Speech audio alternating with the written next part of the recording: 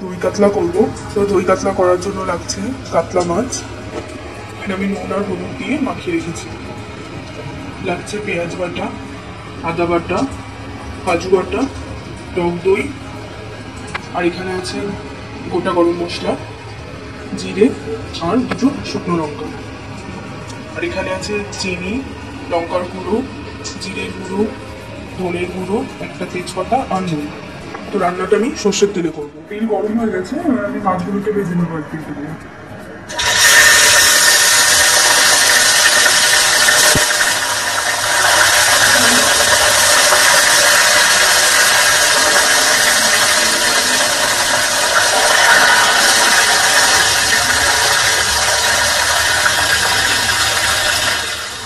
মাছটা খুব ভালো করে ভাজা হয়ে গেছে, এবার মাছগুলো আমি তুলে নেবো। এবার আমি প্রথমে একটু চিনি দেবো,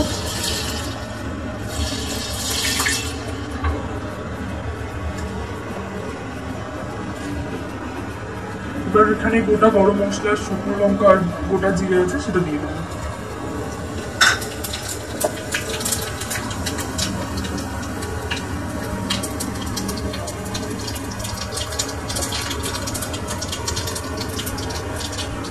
এবার পেঁয়াজ বাটাটা,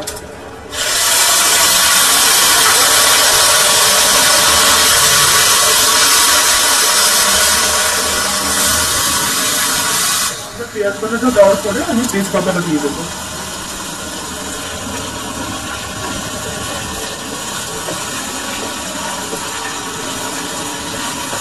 পেঁয়াজটা একটু বাদামি রং করে ভাজতে হবে।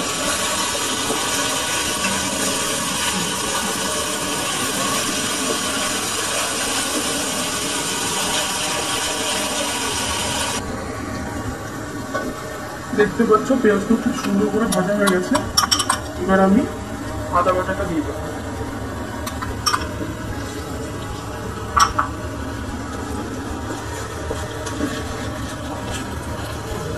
এর সাথে বাকি মশলাগুলো, লঙ্কার গুঁড়ো, ধনের গুঁড়ো, জিরের গুঁড়ো আর অল্প নুন দেবো, কারণ মাছে নুন দেওয়া আছে।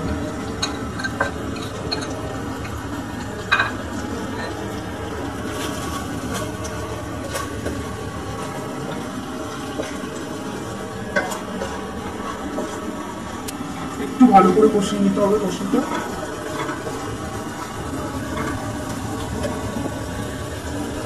একটু জল দেবো,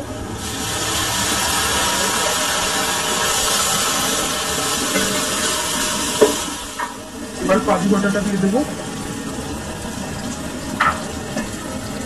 টক দইটাও দিয়ে দেবো।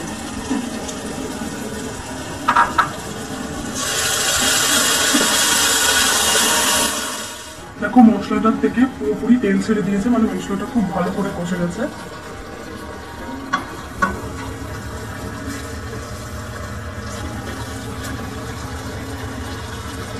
আর একটু জল দিলাম,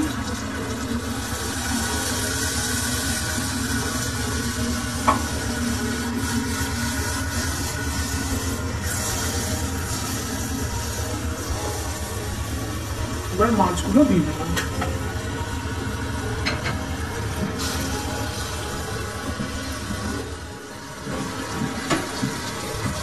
আবারও এটাকে ঢেকে আরো কিছুক্ষণ রেখে দিতে হবে।